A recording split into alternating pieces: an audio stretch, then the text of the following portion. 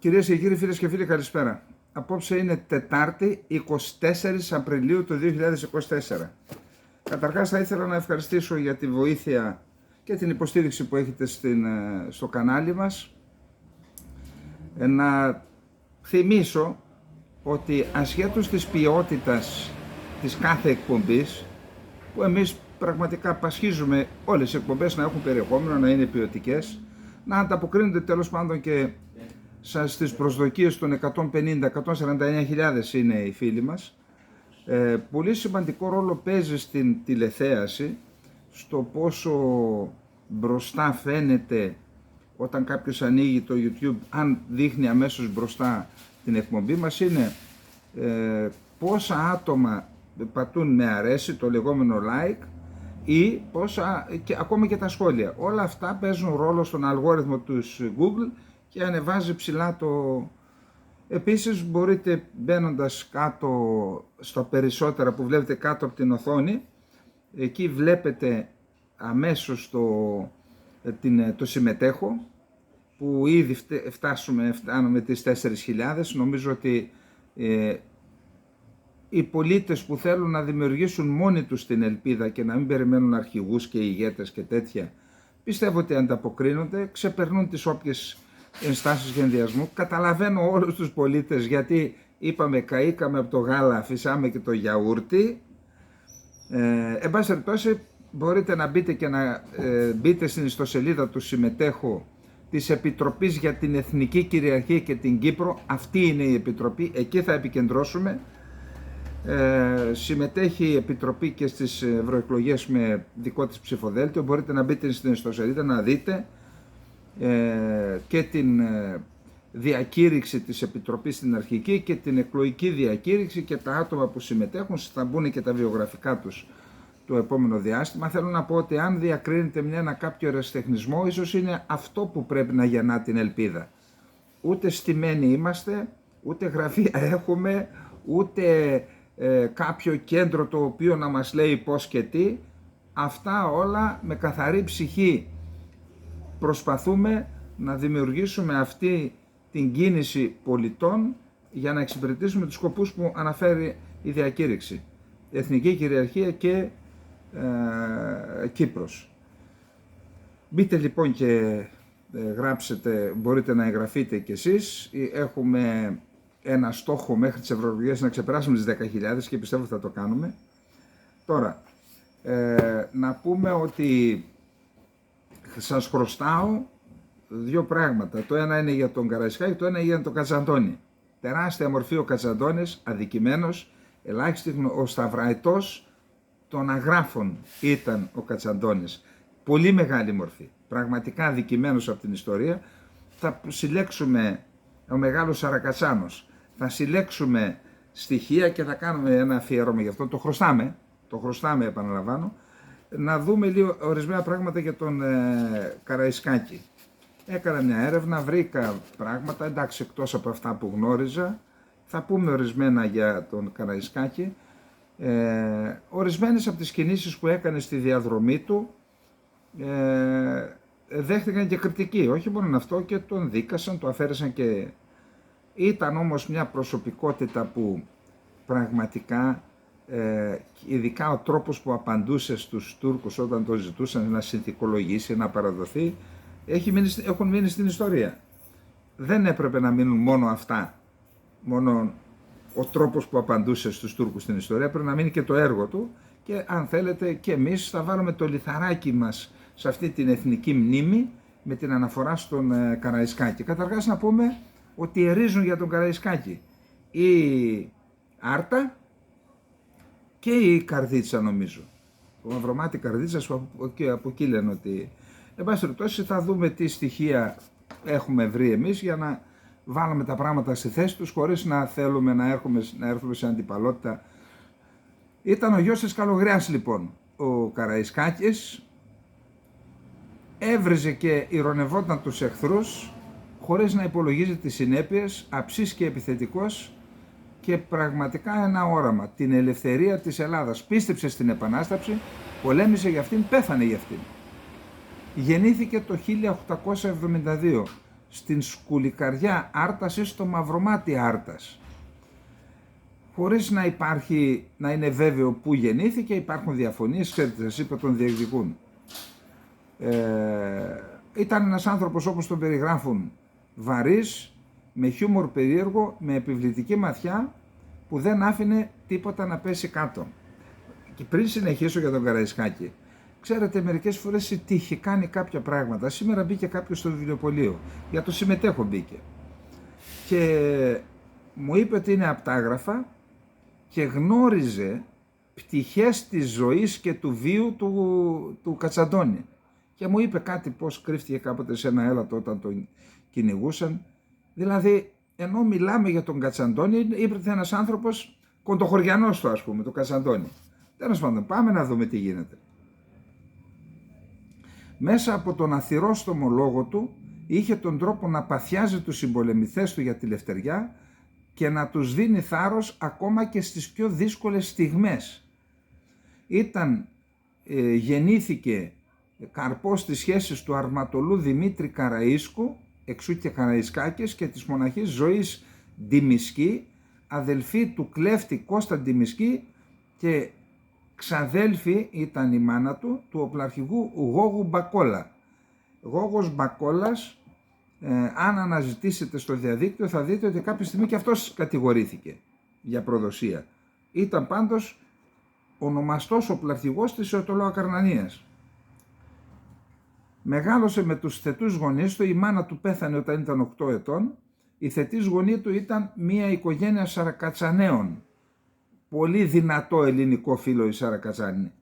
Έχω κουμπάρο, έχω φίλους, ο Βαγγέλης ο Κατσαμπέκης, ο συμμαθητής μου από την Ευελπίδο που τον πάντρεψα, του βάθησα και ένα γιο, ο φίλος μου ο Γιάννης ο Πιστόλας, παιδιά από τις Σέρρες, οι Γουλέοι, είναι δυνατοί Έλληνες πραγματικά, αγωνιστές της ζωής αλλά και της πατρίδας. Τον μεγάλωσαν λοιπόν οι Σαρακατσανέοι. Στα 15 του έφυγε από την οικογένεια που τον μεγάλωσε και έκανε δικιά του κλέφτικη ομάδα με συνομήλικούς του. Από μικρός δηλαδή ήταν στα όπλα. Κάποια στιγμή βρέθηκε στην αυλή του Αλή Πασά, ο οποίος εκτίμησε τον χαρακτήρα του, τις δυνατότητές του. Εκεί έμαθε στρατιωτική τέχνη, γράμματα, γραφή και ανάγνωση. Κάποια στιγμή πρέπει να βρούμε χρόνο να πούμε ποιος ήταν ο ρόλος της αυλής του Αλή Πασά που φιλοξένησε. Ποιος φιλοξένησε καταρχάς? Τους πρωταγωνιστές της Ελληνικής Επανάστασης. Γιατί το έκανε? Πρέπει να ψάξουμε και να τα βρούμε αυτά. Ήταν μια μορφή η οποία ούτως ή άλλως, ασχέτως των επιθέσεων που έκανε και στους Έλληνες, σκότωσε τον Κατσαντώνη καταρχάς, εναντίον των Σουλιωτών, εκ των πραγμάτων η κίνηση που έκανε να απελευθερωθεί, να ανεξαρτοποιηθεί από την υψηλή πύλη, βοήθησε την Ελληνική Επανάσταση. Το Μάρτιο του 1798, μαζί με τον Αλή Πασά, αφού ήταν στην αυλή του, εκστρατεύουν κατά το Πασά του Βυδινιού Πασβάνογλου. Το 1804 φεύγει από τον Αλή Πασά και ενώνεται με το σώμα του περίφημου κλέφτη Κατσαντώνη, του Σταυραετού των Αγράφων. Συμμετέχει και διακρίνεται σε πολλές μάχες και γίνεται το πρωτοπαλίκαρο το Κατσαντώνη εναντίον του Αλή Πασά, δηλαδή που ήταν ο ευεργέτης του. Αλλά ενώνεται με τον Κατσαντώνη και επειδή εκστρατεύει ο Αλή Πασάς εναντίον του Κατσαντώνη, διακρίνεται σε αυτές τις μάχες. Την άνοιξη του 1807 ο Κατσαντώνης δέχεται να βοηθήσει την Λευκάδα, που τότε την είχαν οι Ρώσοι, η οποία αντιμετώπιζε κίνδυνο από τον Αλή Πασά και αυτή. Εκεί ο Καραϊσκάκης γνωρίζεται με άλλους οπλαρχηγούς που είχαν καταφύγει εκεί και με ποιον άλλον? Με τον πατέρα του έθνους μας, τον Ιωάννη Καποδίστρια. Μετά την κατάληψη της Λευκάδας από τους Γάλλους, ο Καραϊσκάκης επιστρέφει στα Άγραφα με τους άνδρες του Κατσαντώνη πάλι. Τον Αύγουστο του 1807 ο Κατσαντώνης, δυστυχώς θα το δούμε πώς έγινε αυτό, συλλαμβάνεται από τον Αλή Πασά και εκτελείται. Ήταν άρρωστος όμως. Εκμεταλλεύτηκε την αρρώστια, αλλιώς δεν τον έπιαναν. Το 1809 εντάσσεται στα ελληνικά τάγματα που είχαν συστήσει οι Βρετανοί υπό τον Ριχάρδο Τσόρτς με σκοπό να εκτοπίσουν τους Γάλλους από τα Επτάνησα, και εκεί γινόταν παιχνίδι. Γάλλοι, Ρώσοι, Άγγλοι σε ξένο αχυρώνα, έτσι. Το 1812 με κάποιο τρόπο διαλύεται η ομάδα του Λεπενιώτη στην οποία ανήκε, επιστρέφει ο Κατσαντώνης στα Γιάννενα, στον Αλή Πασά, τον οποίο τον πολεμούσε όσο ζούσε ο Κατσαντώνης. Εκεί λοιπόν παντρεύτηκε την Κόλφο Ψαρογιανοπούλου, με την οποία απέκτησε 2 κόρες και ένα γιο, τον στρατιωτικό και πολιτικό Σπυρίδωνα Καραϊσκάκη, ο οποίος γεννήθηκε το 1826 και πέθανε το 1898. Το 1820 ο Αλή Πασάς κηρύχθηκε αποστάτης από τον Σουλτάνο. Ο Καραϊσκάκης τον βοήθησε αρχικά, στη συνέχεια όμως έφυγε και τον Ιανουάριο του 1821 συμμετείχε στις προετοιμασίες της Επανάστασης, στη σύσκεψη της Λευκάδας, όπου αποφασίστηκε η προετοιμασία της εξέγερσης στη στερεά Ελλάδα. Το 1821 αποτυγχάνει να ξεσηκώσει τους Ακαρνάνες και φεύγει στα Τζουμέρκα, στα ορεινά της Άρτας. Το Μάιο οργανώνει στρατόπεδο με άλλους οπραξηγούς της Δυτικής Στερεάς στο Πέτα της Άρτας. Συμμετέχει στις μάχες κατά των Τούρκων στο Κομπότι 30 Μαΐου και 8 Ιουνίου του 1821. Εκεί τραυματίζεται και αποσύρεται στα ορεινά για θεραπεία. Το Σεπτέμβριο του 1821 μαζί με άλλους οπλαρχηγούς απελευθερώνει την Άρτα.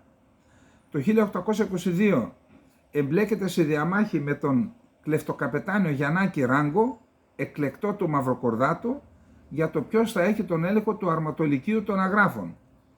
Από τότε αρχίζει η διαμάχη του Καραϊσκάκη με τον Μαυροκορδάτο. Μέχρι το τέλος της ζωής του δεν είχαν ποτέ καλές σχέσεις. Ιανουάριο του 1823 ο Καραϊσκάκης σημειώνει την πρώτη μεγάλη νίκη κατά των Τούρκων στη μάχη του Σοβολάκου. Τα μέσα του 1823 προάγεται σε στρατηγό, προσβάλλεται από φυματίωση και φεύγει στο μοναστήρι του Προυσού, όπου είναι τα έλατα για θεραπεία. Εκεί έχουμε τον εμφύλιο, δεν θέλω καν να το αναφέρω.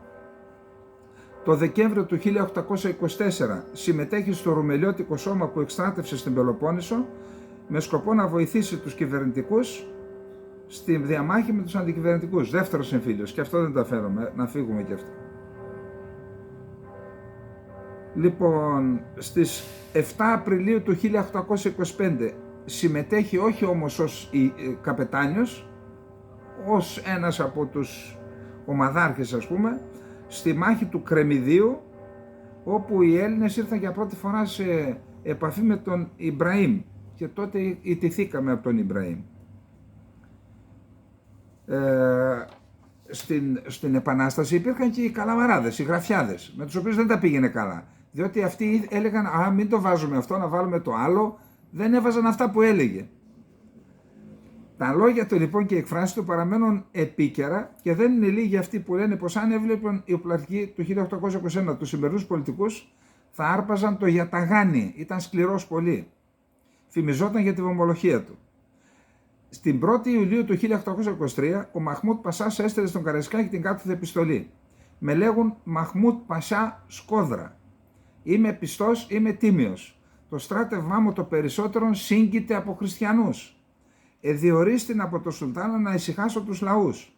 Δεν θέλω να χύσω αίμα. Να ησυχάσω τους λαούς εννοεί να σκύψουν το κεφάλι, να είναι σκλάβοι. Μη γέννητο. Όποιος θέλει να είναι με μένα πρέπει να είναι πλησίον μου. Όποιος δεν θέλει ας καρτερεί τον πόλεμό μου.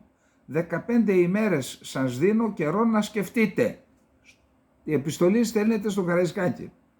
Μου γράφεις ένα μπουγιορτί, λέγεις να προσκυνήσω και εγώ Πασά μου ρώτησα τον Μπιπ, τον ίδιον, και αυτός μου αποκρίθηκε να μην σε προσκυνήσω.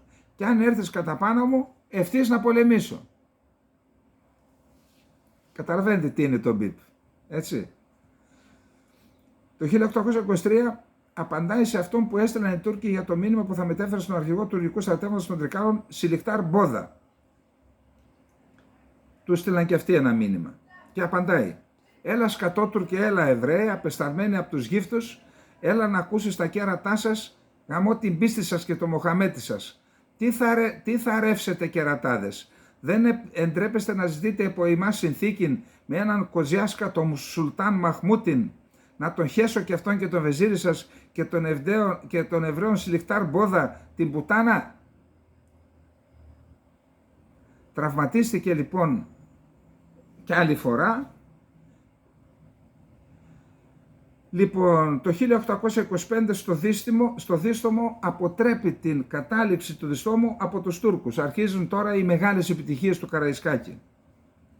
Έρχεται στο Μεσολόγγι, είπαμε προχτές με την πολιορκία του Μεσολογγίου, ήρθε και προσπάθησε να βοηθήσει την πολιορκία με κινήσεις αντιπερισπασμού, πετυχαίνοντας κάποια πράγματα. Τον Ιούλιο του 1826 διορίζεται αρχιστράτηγος της Ρούμελης με πλήρη δικαιοδοσία. Αρχίζει πια και γίνεται αποδεκτή η στρατηγική ιδιοφυΐα και φυσιογνωμία του Καραϊσκάκη. Η πρώτη ενέργεια ήταν να ανακουφίσει την πολιορκούμενη Αθήνα. Στις 6 Αυγούστου νικά τους Τούρκους στο Χαϊδάρι και μετά από 2 μέρες τους ξανανικά. Παρότι είπαμε ότι ήταν άρρωστος ο άνθρωπος, είχε υφηματίωση, τότε δεν γιατρευόταν, κάνει την εκστρατεία στη Δομβρένα, την οποία την αναφέραμε όταν έκανα την αναφορά στην μάχη της Αράχοβας. Ξεκίνησε από τη Δομβρένα, εκεί δεν μπόρεσε να τα βγάλει πέρα και τι σκέφτηκε, λέει πού θα έρθουν αυτοί, θα περάσουν από τη διάβαση της Αράχοβας. Εκεί τους την έστησε, πέτυχε τη μεγάλη νίκη της Αράχοβας, την οποία την έχουμε αναφέρει εδώ, την έχουμε αναλύσει, 24 Νοεμβρίου του 1826. Πολυήμερη μάχη με πολλούς νεκρούς. Ήταν η δεύτερη μεγαλύτερη καταστροφή των Οθωμανών μετά τα Δερβενάκια. Ερχόμαστε τώρα στο 1827, όπου οι Τούρκοι και ο Κιουταχής προσπαθούν να καταλάβουν την Αττική. Εκεί λοιπόν συνεχίζεται η πολιορκία της Ακρόπολης 28 Φεβρουαρίου 1827. Κάνει 2 σπουδαίες νίκες, στο Κερατσίνι 4 Μαρτίου και στον Άγιο Σπυρίδωνα 13 Απριλίου. Στις 21 Απριλίου του 1827 ελληνικές δυνάμεις έχουν στρατοπεδεύσει στο Φάλαιρο για να αντιμετωπίσουν για μια ακόμη φορά τον Κιουταχή. Την αρχιστρατηγία δυστυχώς είχαν αναλάβει οι Άγγλοι φιλέλληνες Ριχάρδος Τσόρτς και Τόμας Κόχραν με απόφαση της Τρίτης Εθνοσυνέλευσης της Τριζίνας. Ο Καραϊσκάκης είχε διαφωνήσει με το σχέδιο των Άγγλων να γίνει κατά μέτωπο επίθεση και είχε αποσυρθεί στη σκηνή του, ήταν ήδη άρρωστος όπως είπαμε. Την επομένη κάποιοι Έλληνες χωρίς διαταγή έβαλαν κατά των Τούρκων. Τότε ξέρετε ήταν κοντά τα στρατεύματα, δεν ήταν αποστάσεις. Για να μην γενικευτεί η σύγκρουση, αφού δεν υπήρχε σχέδιο, βγήκε ο Καραϊσκάκης από τη σκηνή, ανέβηκε στο άλογο του για να μαζέψει τους θερμόαιμους, δεν ξέρω τι ήταν, προβοκάτορες, και έφτασε στο σημείο όπου ήταν η αψημαχία στις 4 το απόγευμα.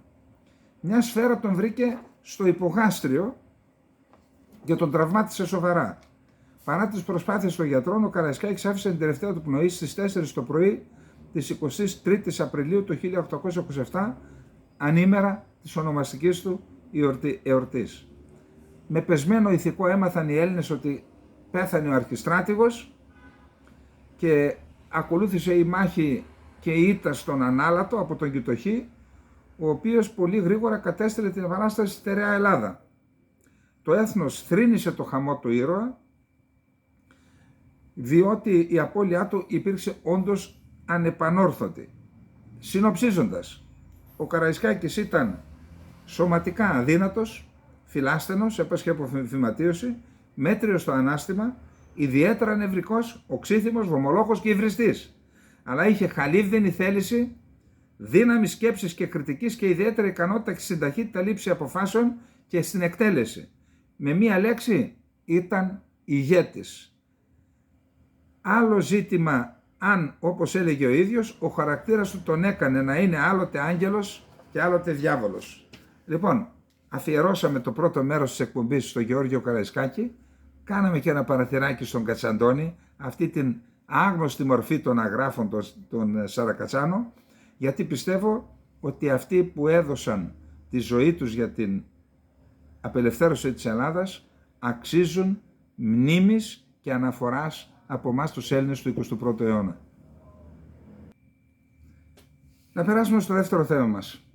Ακούστε ένα πράγμα που έχω έναν φίλο, ο οποίος είναι οικονομολόγος και πολιτικός επιστήμονας, μορφωμένος άνθρωπος, διανοούμενος, ο Γιώργος ο Παναγιωτίδης από το Λουτροχώρι του νομού Πέλλας, κοντά στη Σκίδρα, ο οποίος μου εξήγησε, γιατί εμείς που δεν είμαστε οικονομολόγοι θέλουμε εκλαϊκευμένα να μας εξηγούν την κατάσταση της ελληνικής οικονομίας και πώς μπορεί να διορθωθεί. Και μου εξήγησε ότι αυτό το λεγόμενο ισοζύγιο πληρωμών, όσο είναι αρνητικό, δεν πρόκειται η Ελλάδα ποτέ να ορθοποδήσει. Εν πάση περιπτώσει, δεν θα πούμε σε οικονομικές έννοιες που δεν τις ξέρουμε άλλωστε. Πάντως, το θέμα είναι το εξής. Μία απλή σκέψη. Όταν κάθε χρόνο η Ελλάδα έχει εξαγωγές 35 δις πόσο είναι και έχει σχεδόν διπλάσιο αριθμό εισαγωγών, σημαίνει ότι κάθε χρόνο πρέπει να ψάχνει να βρει τα παραπάνω δισεκατομμύρια που δίνουμε για να φέρουμε τα εισαγόμενα προϊόντα, που αυτά από κάπου λείπουν. Από πού παράγονται αυτά? Είναι ένα πολύ μεγάλο ζήτημα και θεωρώ ότι είναι και το βασικό πρόβλημα της ελληνικής οικονομίας. Πιθανότατα, μέχρι τώρα έλεγε ο Κωνσταντίνος Μητσοτάκης ότι η ελληνική οικονομία είναι εφτάψυχη. Και πού οφείλεται αυτό είναι εφτάψυχη? Στο ναυτιλιακό συνάλλαγμα, τότε που το σύνολο της ελληνικής εμπορικής ναυτιλίας, στο σύνολο υπήρχαν οι ναυτικοί οι οποίοι έστελναν τα εμβάσματα στην Ελλάδα, άρα ναυτιλιακό συνάλλαγμα, και το εφοπλιστικό συνάλλαγμα που έρχεται ένα μεγάλο μέρος στην ελληνική οικονομία μέσω των τραπεζών, μέσω των επισκευών των πλοίων, που δυστυχώς αυτό το... Επίσης το συνάλλαγμα των αποδήμων που τις δεκαετίες του 60 και του 70 και του 80 αυτές κρατούσαν όρθια την ελληνική οικονομία. Έστελναν οι Έλληνες από τη Γερμανία, από το Βέλγιο, από την Ολλανδία, έστελναν κάθε μήνα στους δικούς τους. Όμως αυτό ήταν η αναπλήρωση της τρύπας που άνοιγε το αρνητικό εμπορικό ισοζύγιο της χώρας. Επίσης δεν ξέρω, πάντως αυτά έκαναν εφτάψυχη την ελληνική οικονομία. Ίσως είναι και η μαύρη οικονομία, εννοώ η παραοικονομία, η οποία και αυτή κρατάει ίσως την Ελλάδα όρθια. Εδώ λοιπόν υπάρχει ένα άρθρο του Τάσου Δασόπουλου στο Capital, το οποίο αναφέρεται σε μία έκθεση της Ευρωπαϊκής Ένωσης που κάνει ακτινογραφία την ελληνική οικονομία. Πρόκειται για έκθεση της Γενικής Διεύθυνσης Οικονομικών Θεμάτων της Ευρωπαϊκής Επιτροπής για τις πάγιες διαρθρωτικές αδυναμίες της οικονομίας. Η έκθεση λοιπόν παραδέχεται, εγώ το βρήκα χρήσιμο, θα πω μερικά πράγματα από το άρθρο, θα το αναφέρω και σας παραπέμπω να το διαβάσετε στο Capital ή στο Infognomon Πολιτικά που το αναδημοσιεύουμε.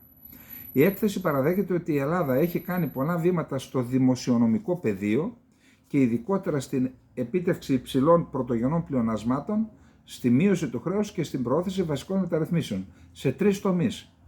Υψηλά πρωτογενή πλεονάσματα, μείωση του χρέους, προώθηση βασικών μεταρρυθμίσεων. Τονίζει ωστόσο ότι η Ελλάδα πάσχει σοβαρά από χαμηλή παραγωγικότητα και διεθνή ανταγωνιστικότητα της οικονομίας, κυρίως λόγω της μεγάλης υποχώρησης των επενδύσεων κατά τα χρόνια της πολιτικής οικονομικής κρίσης. Προσέξτε, χαμηλή παραγωγικότητα, βέβαια όλα με τα πράσινη μετάβαση και με τις ανεμογεννήτρες δεν είναι παραγωγικότητα αυτή.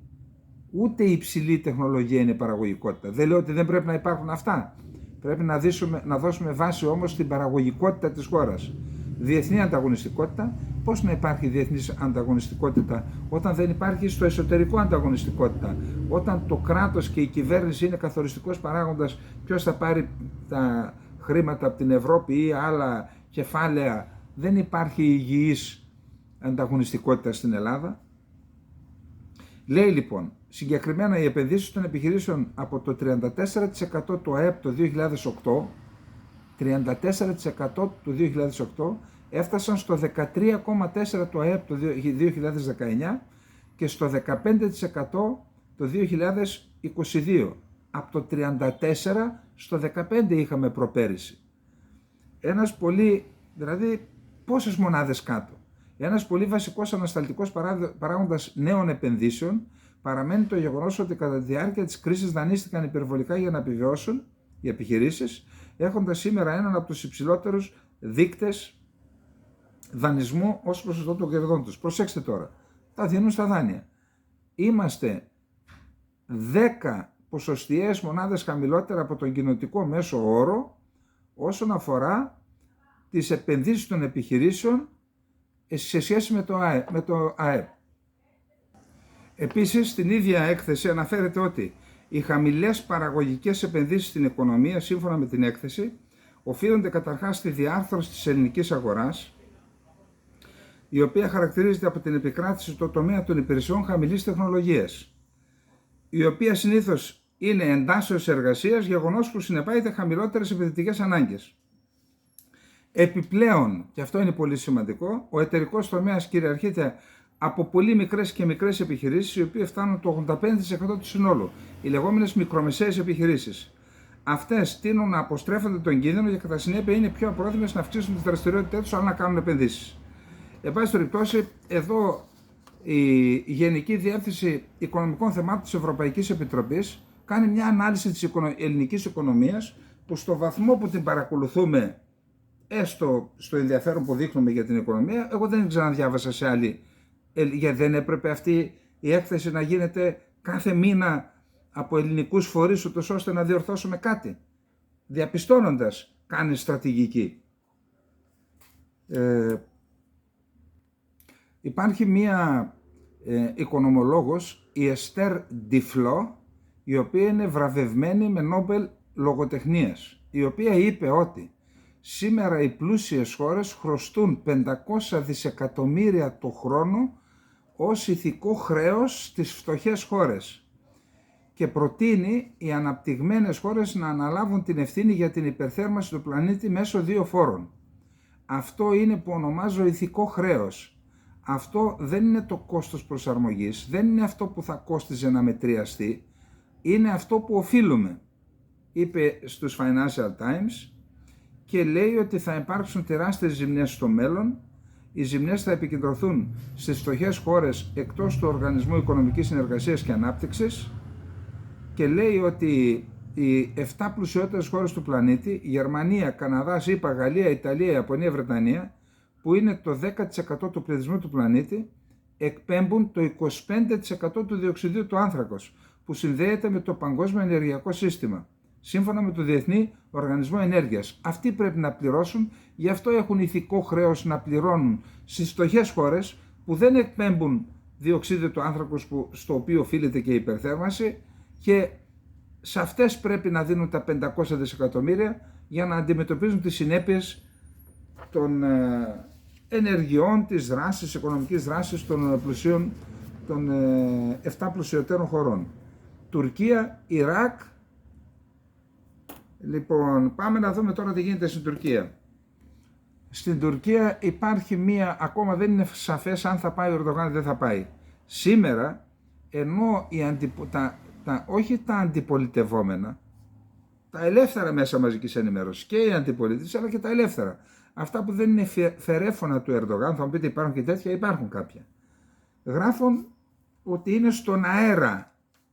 Άλλοι λένε ότι ακυρώθηκε, άλλοι λένε ότι είναι στον αέρα η επίσκεψη Ερντογάν στις ΗΠΑ. Βγήκε σήμερα η Χουριέτ και φιλοκυβερνητική εφημερίδα και είπε ότι όχι, θα πάει στις ΗΠΑ. Θα το δούμε, δεν μπορούμε να ξέρουμε. Πάντως το ότι υπάρχει κάτι, καπνός χωρίς φωτιά στο συγκεκριμένο θέμα, δεν βγαίνει. Κάτι υπάρχει. Κάτι που σχετίζεται με το πλαίσιο, με την ατζέντα. Εάν ο Ερντογάν του βάζουν, ξέρετε, πριν από κάθε επίσκεψη, οι διπλωματικές αντιπροσωπείες των 2 χωρών συσκέπτονται και λένε η Τουρκία, εγώ θα βάλω αυτά τα 10 θέματα. Ποια είναι αυτά? 1, 2, 3, 10. Όχι, το 7 και το 9 δεν θέλω. Βγάλτα. Και από την άλλη μεριά ο Αμερικανός λέει εμείς θα βάλουμε το 1, το 2, το 7 και λέει ο Τούρκος αυτό άμα το βάλεις καλύτερα να μην γίνει συνάντηση. Άρα κάτι παίζει πιθανόν με την ατζέντα και φυσικά και με τις ενέργειες του Ερντογάν, της ύβρις εναντίον του Ισραήλ και του σιωνισμού, των σιωνιστών, που πιο ισχυρή είναι στις ΗΠΑ από ό,τι στο Ισραήλ, ενώ έχουν ισχυρότερη επιρροή παγκοσμίως. Και επίσης η επίσκεψη του Χανίγια, ο Ερντογάν, η διαρροή είναι ότι αν δεν πάω είναι γιατί η Αμερική δίνει στο Ισραήλ να απελευθέρωσε αυτά τα πόσα 13 δις. Αυτό όμως λένε Τούρκοι αναλυτές. Και τι είναι αυτό, λέει, τι δικαιολογία είναι αυτή? Δηλαδή, εάν δεν έδινε τα δις αυτά, την οικονομική ενίσχυση, και συνεχίζει η Αμερική να στέλνει όπλα, πυρομαχικά, αεροπλάνα στο Ισραήλ, αυτό δεν τον εμπόδιζε? Άρα κάτι άλλο υπάρχει εκεί, θα το δούμε και θα το μάθουμε το τελευταίο διάστημα.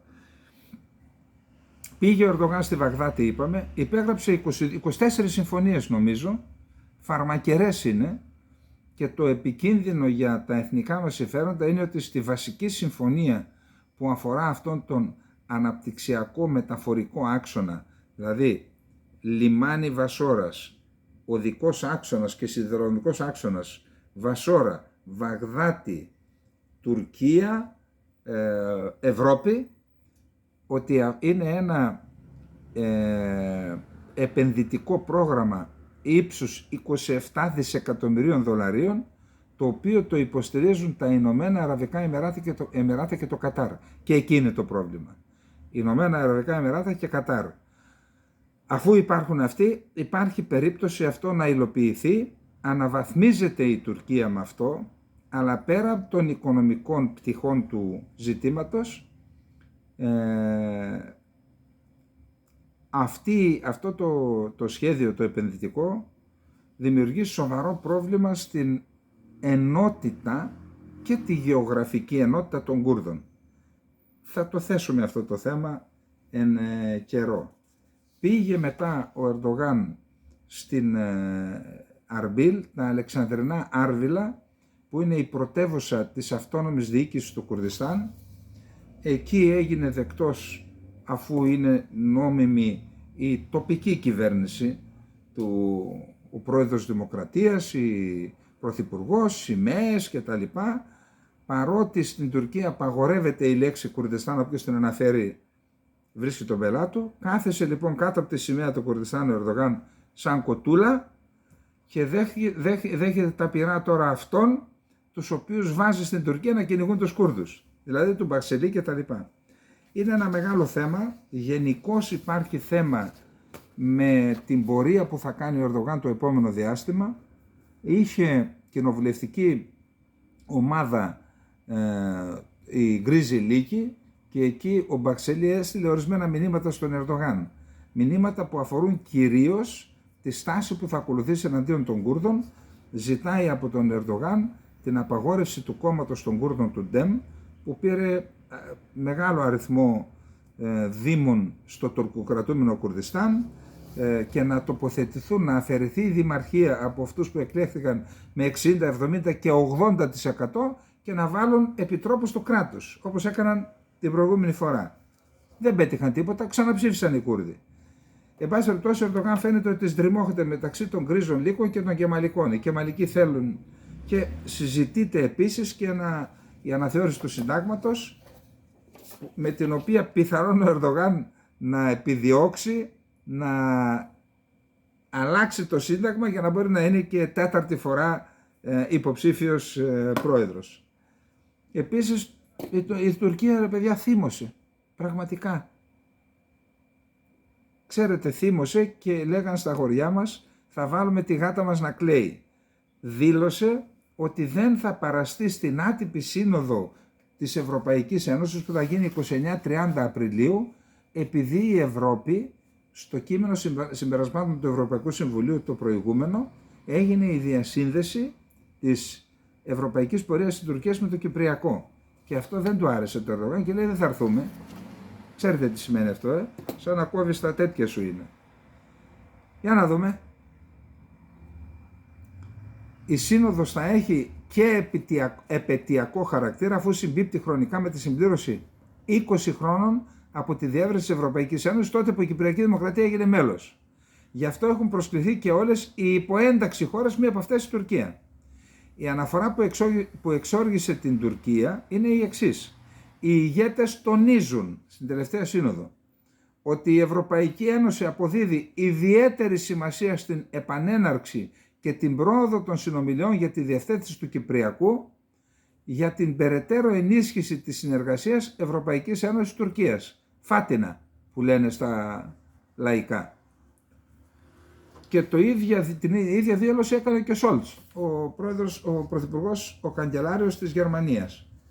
Έχει ένα τρομερά σημαντικό άρθρο, θα το δείτε στο Infognomon πολιτικά, που αφορά τις οικονομικές σχέσεις Τουρκίας-Ισραήλ.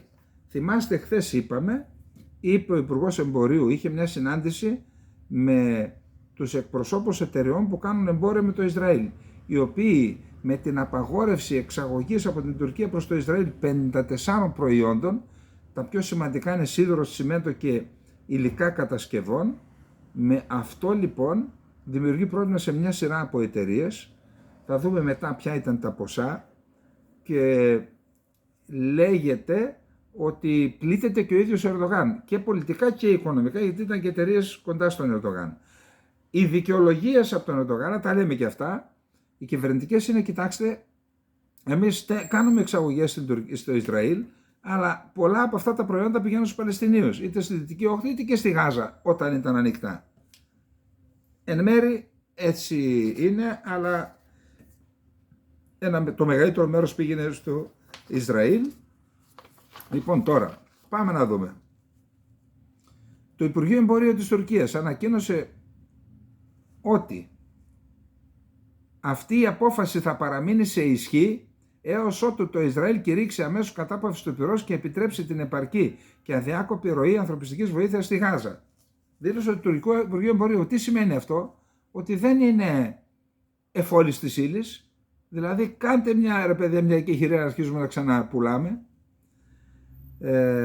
Τώρα, η καθηγήτρια Ελίς Μπρεζής, επικεφαλής του Κέντρου Οικονομικής Πολιτικής Αζριέλη στο Πανεπιστήμιο Μπαρ Ηλάν στο Ραμάτ Γκάν, που είναι κοντά στο Ισραήλ, στο Τελαβίβ, εξήγησε την έκταση της σημασίας των τουρκικών εξαγωγών στο Ισραήλ. Είπε ότι οι τουρκικές εξαγωγές στο Ισραήλ ανέρχονταν σε 4,6 δισεκατομμύρια δολάρια το 2003 και σε 6,8 δισεκατομμύρια δολάρια το 2022. Το 2023, 4,6 δισεκατομμύρια, 6,8 το 2022, 6,8 δισεκατομμύρια δολάρια. Ενώ οι συνολικές εισαγωγές στο Ισραήλ είναι 110 δισεκατομμύρια δολάρια. Έτσι, οι τουρκικές εξαγωγές είναι 6% στο σύνολο και ειδικεύονται σε πρώτες ύλες όπως μέταλλα και σίδηρος, δομικά υλικά και γεωργικά υλικά χαμηλής ποιότητας αλλά πολύ φθηνά. Επίσης, το Ισραήλ συζητά την απαγόρευση εξαγωγών προς την Τουρκία και εκεί υπάρχουν σημαντικές εξαγωγές. Πάντως οι αναλυτές, εδώ πιο πολλοί καθηγητές, καταλήγουν στο συμπέρασμα ότι είναι δύσκολο να σταματήσει το εμπόριο μεταξύ των δύο χωρών παρόλα τα προβλήματα. Λοιπόν, αυτά και με τα τουρκοτέτια. Να πάμε να δούμε τώρα τι γίνεται στο Ισραήλ. Είμαστε στα πρόθυρα της επιχείρησης που σχεδιάζει να κάνει ο στρατός στο Ισραήλ στη Ράφα. Είπαμε ότι η επιχείρηση μέχρι τώρα του Ισραηλινού στρατού, οι επιχειρήσεις διεξήχθησαν σε 3 φάσεις. Η πρώτη φάση ήταν στο βόρειο Ισραήλ, στην πόλη της Γάζας, όπου ήταν και η ογκωδέστερη επιχείρηση, η μεγαλύτερη επιχείρηση. Στη συνέχεια πήγε στην κεντρική Γάζα, μετά πήγε στην νότιο-δυτική και έμεινε τώρα στη Χαν Γιουνίς δηλαδή, και τώρα είναι η 4η φάση στη Ράφα. Το γεγονός όμως ότι σε κάθε φάση που επιχειρούσε ο στρατός του Ισραήλ κατέστρεφε τα πάντα, με αποτέλεσμα να υποχρεώνει τους αμάχους να φεύγουν να πηγαίνουν σε ασφαλέστερη περιοχή. Μετά από το κέντρο πήγαν στη Χαν Γιουνίς, μετά από τη Χαν Γιουνίς όλη η μόνη ασφαλής περιοχή ήταν η Ράφα, η οποία ούτως ή άλλως βρίσκεται κοντά στην πύλη από την οποία εισέρχεται η ανθρωπιστική βοήθεια. Εκεί μαζεύτηκε πάνω από 1,5 εκατομμύριο άνθρωποι και το υπόλοιπο 1 εκατομμύριο είναι στις περιοχές που έχουν καταστραφεί. Να δούμε και πώς ζουν εκεί οι άνθρωποι. Τώρα λοιπόν έχουν ετοιμάσει ένα σχέδιο σε συνεννόηση με τις ΗΠΑ και την Αίγυπτο, το Ισραήλ, να κάνουν πόλεις με αντίσκηνα στην κατεστραμμένη Χαν Ιουνίς, να μεταφέρουν από εκεί το 1,5 εκατομμύριο για να είναι ασφαλές, να το ταΐζουν, να το ποτίζουν εκεί, για να επιχειρήσει ο Ισραηλινός στρατός μέσα στη Ράφα να εξουδετερώσει τα 4 τάγματα της Χαμάς που υπάρχουν εκεί ανέπαφα και ανέγκυχτα, σύμφωνα πάντα με τον Ισραηλινό στρατό. Υπάρχουν σοβαρότατες ενστάσεις από όλους σχεδόν, ακόμα και από τις ΗΠΑ που φέρονται να έδωσαν άδεια για μια επιχείρηση μικρής κλίμακας υπό την προϋπόθεση ότι θα προστατευτούν οι άμαχοι. Τώρα βλέπουμε να έχουν όλοι τις αντιρρήσεις και τις ενστάσεις τους. Αν δούμε το επίπεδο της καταστροφής στον κεντρικό τομέα της Γάζας και στο βορρά, αυτό που σας προανέφερα, δεν καταλαβαίνουμε προς τα πού θα μπορούσαν να μετακινηθούν οι άνθρωποι και πού θα μπορούσαν να έχουν αξιοπρεπή καταλύματα και βασικές υπηρεσίες. Δήλωσε ο Φαμπρίτσιο Καρμπόνι, διευθυντής της Διεθνούς Επιτροπής του Ερυθρού Σταυρού, την ώρα που το Ισραήλ απειλεί να εξαπολύσει χερσαία επιχείρηση στην Ράφα, στο νότιο άκρο της λωρίδας της Γάζας. Επομένως, σήμερα με τις πληροφορίες που διαθέτουμε δεν θεωρούμε εφικτή μία μαζική εκένωση. Η Wall Street Journal λέει όμως ότι οι προετοιμασίες συνεχίζονται. Η επιχείρηση εκένωσης μπορεί να διαρκέσει 2 με 3 εβδομάδες της Ράφας προς τη Χαν Ιουνίς και θα γίνει σε συντονισμό με τη ΣΥΠΑ, την Αίγυπτο και άλλες αραβικές χώρες όπως τα Ηνωμένα Αραβικά Εμιράτα, ανέφεραν πηγές στη Wall Street Journal. Ο Γιοάβ Γκάλαντ, υπουργός άμυνας του Ισραήλ, ανέφερε ότι εξετάζει μία σειρά μέτρων εν ώψη των επιχειρήσεων στη Ράφα που αφορούν κυρίως την απομάκρυνση των αμάχων. Δηλαδή λέει ότι έχουμε σχέδιο για την εκένωση. Μία στρατιωτική επιχείρηση στη Ράφα δεν μπορεί σε καμιά περίπτωση να διεξαχθεί χωρίς καταστροφικές ανθρωπιστικές συνέπειες, είπε σήμερα ο Καρμπόνι στο Γαλλικό Πρακτορείο, στο περιθώριο της Διεθνούς Συνόδου του Ντουμπάι για την ανάπτυξη και την ανθρωπιστική βοήθεια. Λαμβάνοντας υπόψη το επίπεδο της καταστροφής στην κούραση των ανθρώπων, ότι ορισμένοι είναι τραυματίες ή άρρωστοι, καθώς και την περιορισμένη πρόσβαση σε τρόφιμα και βασικές υπηρεσίες, θεωρώ την εκένωση εξαιρετικά δύσκολη. Για τον Γιάν Έγκελαν, Νορβηγό, Γενικό Γραμματέα της μη κυβερνητικής οργάνωσης Νορβηγικό Συμβούλιο Προσφύγων, μία χερσαία επιχείρηση στη Ράφα, τον μεγαλύτερο καταβλισμό εκτοπισμένων στον κόσμο, σε όλο τον πλανήτη, θα οδηγούσε σε μια κατάσταση αποκάλυψης. Δεν υπάρχει καμία πληροφορία για την εκένωση, καμία διαβούλευση με τις ανθρωπιστικές οργανώσεις. Αυτό που καταλαβαίνουν οι οργανώσεις είναι ότι ο Νετανιάχου λέει ότι θα επιτεθεί, αλλά δεν υπάρχει σχέδιο για το πού θα πάνε οι άμαχοι, πώς θα τους παρασχεθεί η βοήθεια και πώς θα διασφαλιστεί η διανομή τους.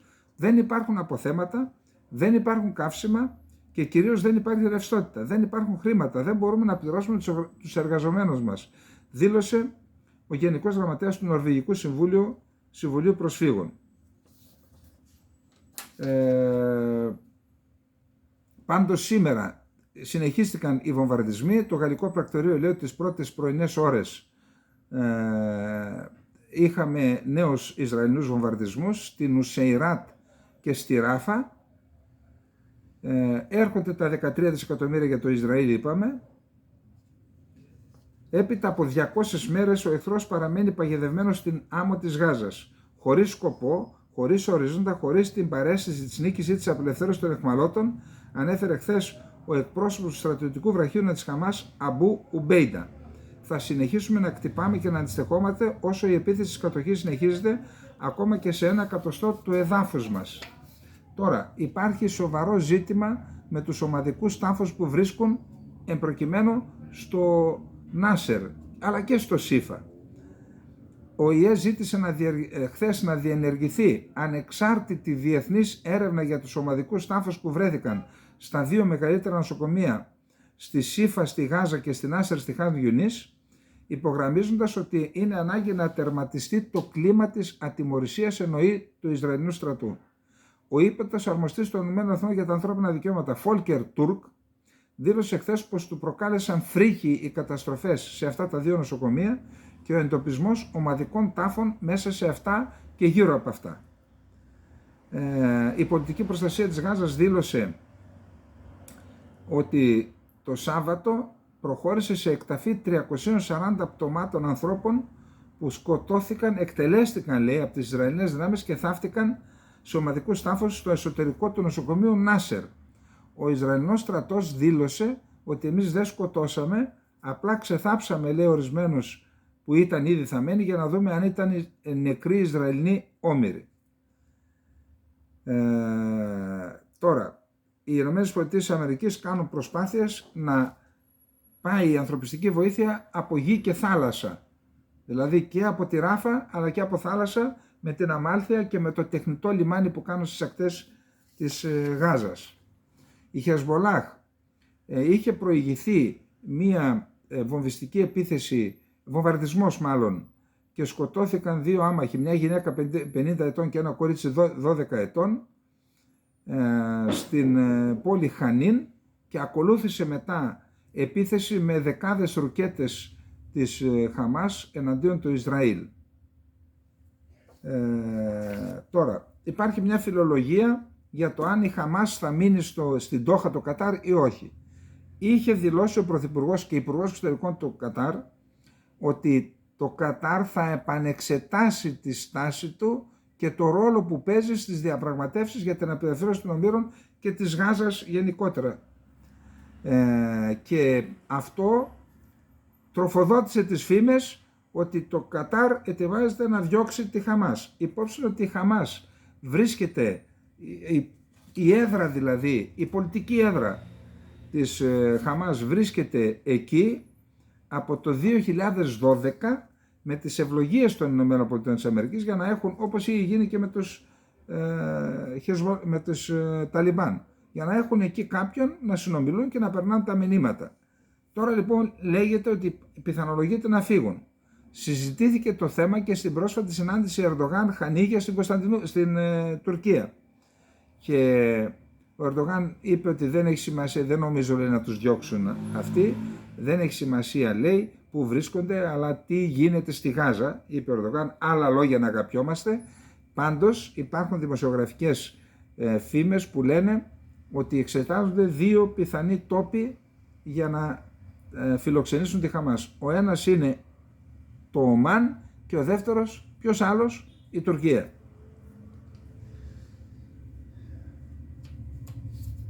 Οι πληροφορίες αυτές για το Ομάν είναι από τη Wall Street Journal. Ο Ραΐσι, ο πρόεδρος, όχι ο θρησκευτικός ηγέτης, ο πρόεδρος του Ιράν, έκανε τριήμερη επίσημη επίσκεψη στο Πακιστάν και στη συνέχεια πήγε στη Σρι Λάγκα. Στο Πακιστάν είχαμε κοινή δήλωση, θα τη δούμε μετά, αλλά οι δύο χώρες καταρχάς είπαν να ανεβάσουν το μεταξύ τους εμπόριο στα 10 δισεκατομμύρια δολάρια ετησίως και έκαναν κοινό ανακοινωθέν, αναγνωρίζοντας ότι η ανεύθυνη ενέργεια των δυνάμεων του Ισραηλινού καθεστώτος αποτέλεσε μεγάλη κλιμάκωση σε μια ήδη ρευστή περιοχή, και οι δύο πλευρές ζήτησαν από το Συμβούλιο Ασφαλείας, Ιράν και Πακιστάν, να εμποδίσει το Ισραηλινό καθεστώς από τυχοδιοκτισμό στην περιοχή και από παράνομες ενέργειες. Πάντως οι δύο χώρες, η επίσκεψη του Ραΐσι έγινε για την αποκατάσταση των σχέσεων των δύο χωρών, γιατί είχαμε, θυμάστε, βομβαρδισμούς από Μπελούτσι, πώς το λένε, που Μπαλούτσι είναι, που αυτή την εθνότητα που κατοικεί στο νοτιοανατολικό Ιράν, αλλά και στο Πακιστάν, αντιφρονούντες Μπαλούτσι που ζουν στο Πακιστάν βομβάρδισαν και έκαναν αιματηρές επιθέσεις στο Ιράν, και μετά το Ιράν απάντησε και χτύπησε αυτά τα στρατόπεδα. Είχαμε ένταση δηλαδή στη σχέση των δύο χωρών. Πάντως ο Ραΐσι, φτάνοντας στο Πακιστάν, δήλωσε ότι οποιαδήποτε νέα επίθεση του Ισραήλ εναντίον της χώρας του θα αλλάξει ριζικά τη δυναμική και θα έχει ως αποτέλεσμα να μην μείνει τίποτα από το σε εισαγωγικά σιωνιστικό καθεστώς, και αναφέρεται σε άλλη επίθεση ανάλογη με αυτή που έγινε στο προξενείο της στη Δαμασκό. Μια περίεργη είδηση, ο Υπουργός Εξωτερικών Οικονομικών Σχέσεων της Βόρειας Κορέας αναχώρησε προχθές Δευτέρα από την Πιονγκ για το Ιράν, και εκεί υπάρχουν απόψεις που λένε ότι η επίσκεψη αυτή γίνεται για να συζητηθούν τα οικονομικά ανταλλάγματα που θα πάρει η Βόρεια Κορέα, δηλαδή πετρέλαιο και τι άλλο, από το Ιράν, για να δώσει στο Ιράν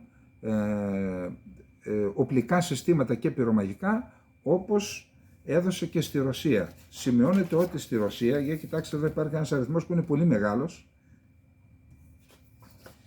η Βόρεια Κορέα έστειλε στη Ρωσία, σύμφωνα με την Σεούλ, τη Νότια Κορέα, την πρωτεύουσα της Νότιας Κορέας, έστειλε περίπου 7.000 εμπορευματοκιβώτια με όπλα και πυρομαχικά, τα οποία θα χρησιμοποιήσει ο ρωσικός στρατός εναντίον της Ουκρανίας.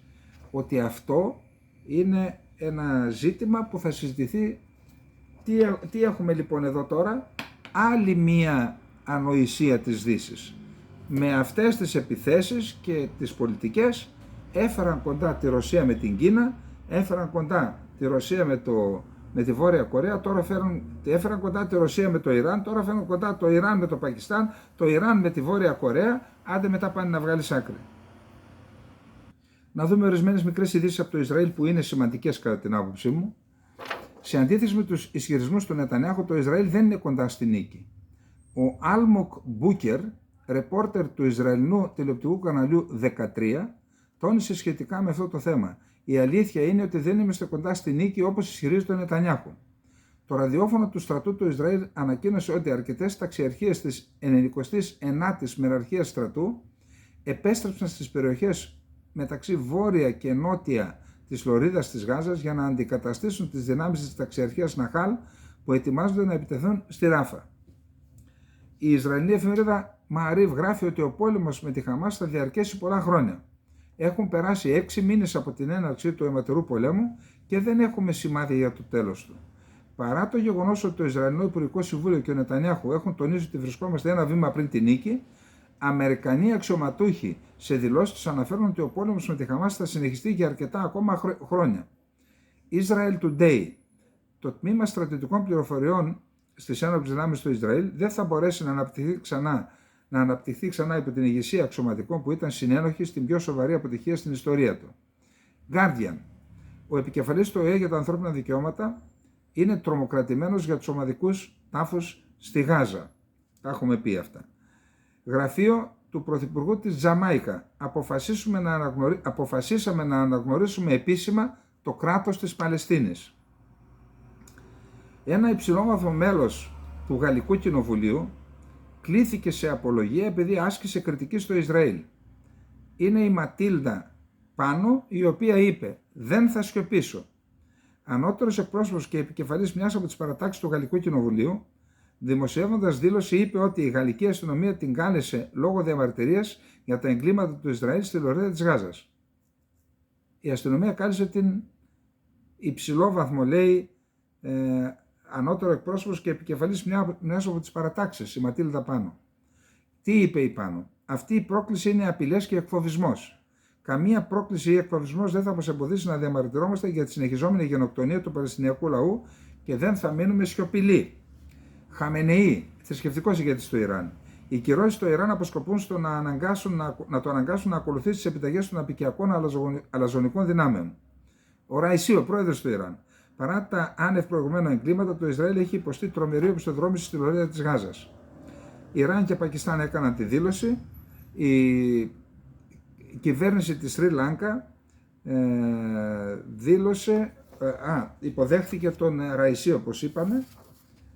Αμπτουλαχιάν, υπουργός εξωτερικών του Ιράν. Η Ευρωπαϊκή Ένωση πρέπει να ενεργήσει υπεύθυνα και να επιβάλλει κυρώσεις κατά του Ισραηλινού καθεστώτος.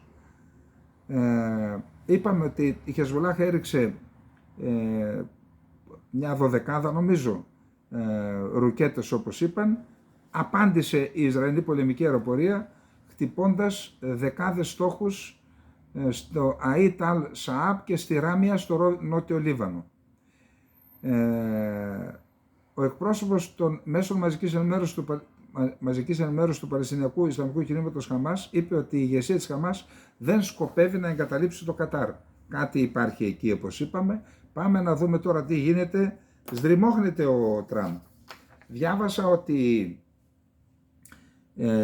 ο εκδότης ενός περιοδικού, εκτός από τον Κοέν, το δικηγόρο του που είναι μάρτυρας κατηγορίας, και ο εκδότης ενός περιοδικού τώρα αδειάζει τον Τραμπ. Λοιπόν, μισό λεπτό για να δούμε που βρισκόμαστε. Ναι. Οι εισαγγελικές αρχές υποστηρίζουν ότι οι ενέργειες εκδότη βοήθησαν τον Τραμπ να εξαπατήσει τους ψηφοφόρους στις εκλογές του 2016. Μία άκρως εμπιστευτική συμφωνία είχε συνάψει ο Τραμπ με τον Τραμπ ο εκδότης του National Enquirer, David Pecker, με σκοπό να χρησιμοποιήσει το ταμπλόιντ έντυπό του για να βοηθήσει τον Μεγιστάνα στην εκλογική εκστρατεία του στις εκλογές του 2016. Την έκανε ο ίδιος ο εκδότης στο δικαστήριο, τον έκαψε τον άνθρωπο, είπε ότι του έβγαζα μόνο θετικές και τις άλλες τις έκανα βαβά, όπως λέει η πιάτσα.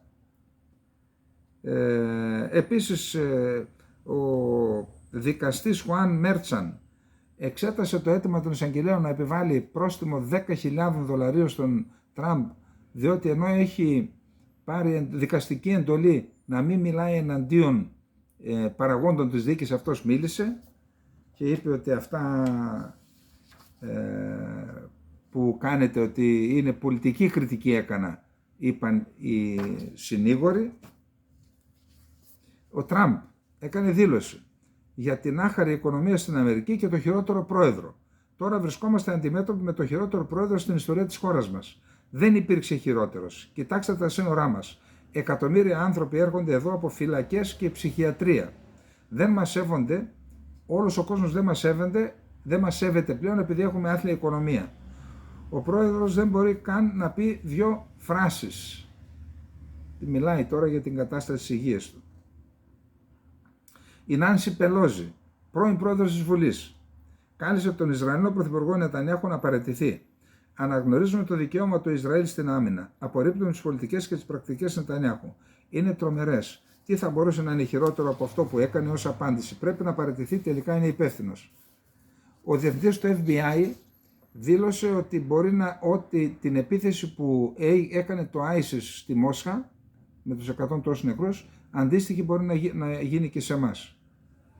Το Defense One αναφέρει ότι σε μια ένοπλη επιχείρηση μεταξύ ΗΠΑ και Κίνας ότι θα νικούσαν οι ΗΠΑ γιατί ο στρατός της Κίνας δεν είναι εμπειροπόλεμος. Λίγο πολύ αργά η βοήθεια των ΗΠΑ δεν θα βοηθήσει την Ουκρανία, γράφει το Πολίτικο και λέει διάφορες επιχειρηματολογίες. Η Ευρωπαϊκή Ένωση σκοπεύει και αυτή να διευρύνει τις υφιστάμενες κυρώσεις στο Ιράν, κατά το Ιράν. Οι Ηνωμένες Πολιτείες Αμερικής πάντως ανακοίνωσαν πακέτο κυρώσεων με στόχο 2 εταιρείες και 4 πρόσωπα που εμπλέκονται σε κακόβουλες κυβερνοεπιθέσεις. Οι Ηνωμένες Πολιτείες Αμερικής και η Ρωσία θα συζητήσουν στο Συμβούλιο Ασφαλείας του ΟΗΕ το ζήτημα της ανάπτυξης πυρηνικών όπλων στο διάστημα. Πολύ σημαντικό θέμα.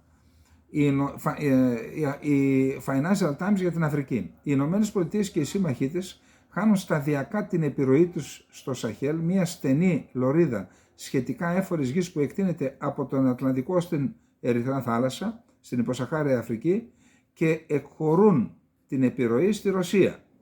Η άφηξη ενός αεροπλάνου με Ρώσους στρατιωτικούς εκπαιδευτές πριν από λίγες μέρες στην Νιαμέη, την ώρα που πρωτεύουσα του Νίγηρα, που έφευγαν οι Αμερικανοί, καλούσαν ο Νίγηρας να φύγουν οι Αμερικανοί που έχουν 2 βάσεις εκεί, αυτό λέει είναι ενδεικτικό. Οι δεσμοί αλλάζουν, καθώς ένα κύμα αστάθειας και τρόμου συνεχίζει να σαρώνει το Σαχέλ, όπου οι Ισλαμιστές έχουν σπείρει τον όλεθρο από τον Νίγηρα μέχρι την Μπουρκίνα Φάσο και το Μάλι για περισσότερα από 1 δεκαετία. ανέλαβαν στρατιωτικές χούντες, οι οποίες έδιωξαν Αμερικανούς και Γάλλους. Η συνεργασία μεταξύ του Νίγηρα και της Ρωσίας έχει ενταθεί από την αρχή του έτους και τον Ιανουάριο το Ρωσικό Υπουργείο Άμυνας δήλωσε ότι οι χώρες θα συνεργαστούν για να σταθεροποιήσουν την κατάσταση στην περιοχή. Ενώ την ίδια στιγμή Γάλλοι και Αμερικανοί φεύγουν από την περιοχή. Η Κίνα αντέδρασε στα 8 δισεκατομμύρια δολάρια που εγκρίθηκαν χθες Τρίτη από τη Γερουσία να πάνε στην Ταϊβάν. Ο Wang Wenbin, εκπρόσωπος του Κινέζικου Υπουργείου Εξωτερικών, δήλωσε: «Θα ήθελα να υπογραμμίσω ότι η ενίσχυση των στρατιωτικών δεσμών μεταξύ των ΗΠΑ και της Ταϊβάν δεν θα προσφέρει ασφάλεια στην Ταϊβάν. Απλώς αυτή η βοήθεια θα οξύνει την ένταση και θα αυξήσει τον κίνδυνο σύγκρουσης και στις δύο πλευρές του στενού». Ο εκλεγμένος πρόεδρος νεοεκλεγής, ο Λάι Τσινγκ Τε, που αναλαμβάνει καθήκοντα σε ένα μήνα, 20 Μαΐου, δήλωσε ότι η βοήθεια αυτή θα ενισχύσει την αποτροπή έναντι του αυταρχισμού και θα διασώσει την ειρήνη. Πάντως το Πεκίνο δεν αποκλείει να καταφύγει στη βία για να ανακτήσει την Ταϊβάν. Και προειδοποίησε σήμερα το Πεκίνο ότι θα λάβει αποφασιστικά και αποτελεσματικά μέτρα για να προστατεύσει την κυριαρχία, την ασφάλεια και την εδαφική του ακεραιότητα. Οι ΗΠΑ πρέπει να σταματήσουν να εξοπλίζουν την Ταϊβάν, να πάψουν να δημιουργούν νέες εντάσεις στο στενό της Ταϊβάν και να πάψουν να θέτουν σε κίνδυνο την ειρήνη και τη σταθερότητα στις δύο πλευρές του στενού. Πάμε στη Ρωσία για να τελειώνουμε και στην Ουκρανία. Το Κρεμλίνο. Ο Πεσκόφ λέει: αν δώσετε όπλα μεγάλου βελληνικούς μακρού πλήγματος, τους Ατακεμές δηλαδή, εμείς θα υποχρεωθούμε να διευρύνουμε, να επεκτείνουμε τη ζώνη ασφαλείας. Δηλαδή να κερδίσουμε καινούργια εδάφη, ούτως ώστε οι Ατακεμές να μην μπορούν να χτυπήσουν τα εδάφη της Ρωσίας. Όχι τα που καταλαμβάνουν οι Ρώσοι, αλλά τα εδάφη της Ρωσίας. Έτσι είπε ο Πεσκόφ για τους Ατακεμές. Να δούμε τι θα γίνει. Ο Σοϊγκού ανακοίνωσε ότι όσο έρχονται δυτικά όπλα στην περιοχή, εμείς θα τα χτυπάμε, θα εντοπίζουμε τις αποθήκες ή τις περιοχές συγκέντρωσης και θα τα χτυπάμε. Και δήλωσε ότι μίλησε χθες στο κολέγιο του Ρωσικού Υπουργείου Άμυνας και είπε ότι αναφέρθηκε στις περιοχές στο Τσάσιβ Γιάρ που κατέλαβαν την Μπονταβίνκα, επέκτηναν τα εδάφη που κατέχουν στην Αυδίβκα και νοτιοδυτικά στον Ντονέτσκ και εκεί έχουν κάποια εδαφικά κέρδη.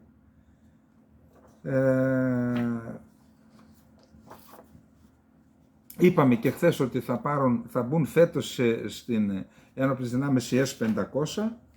Η Γαλλία θα μεταφέρει στην Ουκρανία αντιαεροπορικούς κατευθυνόμενους πυράβλους Αστέρ 30 για το σύστημα αεράμενας SAM-T.